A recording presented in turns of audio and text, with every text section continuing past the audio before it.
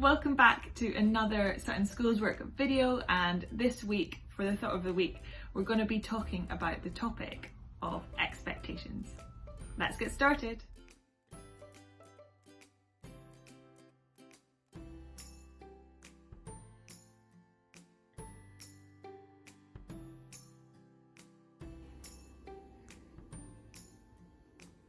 So all of us, I'm sure, have had situations just like that one with the cupcakes, although it might not be anything to do with baking. It might be art, it might be crafts, it might be a sport, it might be a holiday, or it could be things like your grades that you're given at school, or anything in between. But if you really think about it, it's actually quite hard to not set yourself expectations in situations like this, because actually the most important thing with expectations is the fact that it can help us to plan and prepare for situations that might arise.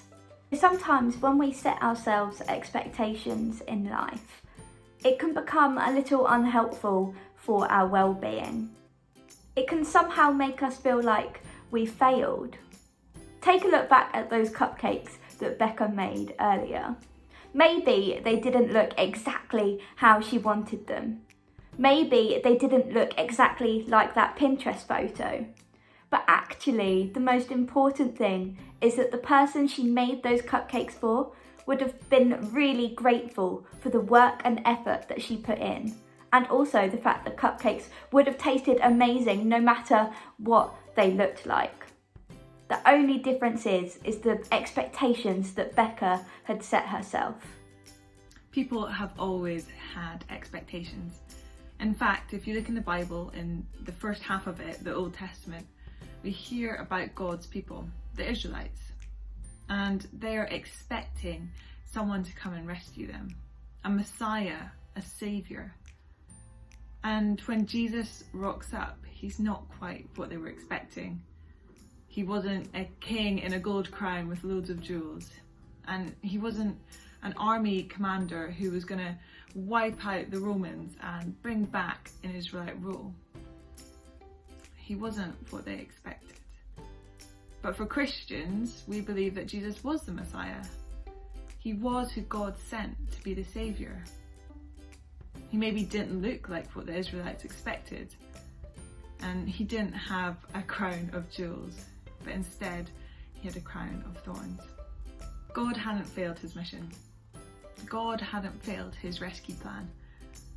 But some people missed out on what he was doing because of the expectations they had already. Their expectations stopped them from maybe seeing who Jesus really was. For me as a Christian, this has really challenged how I view expectations. In some ways they might be helpful to know that something's coming up and be prepared.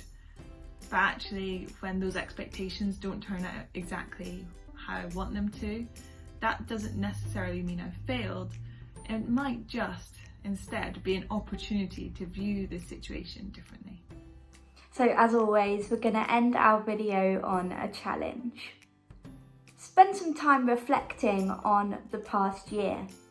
Think about at the beginning of 2020, you might have set yourself a New Year's resolution, or just set yourself some expectations that you wanted to meet throughout the year.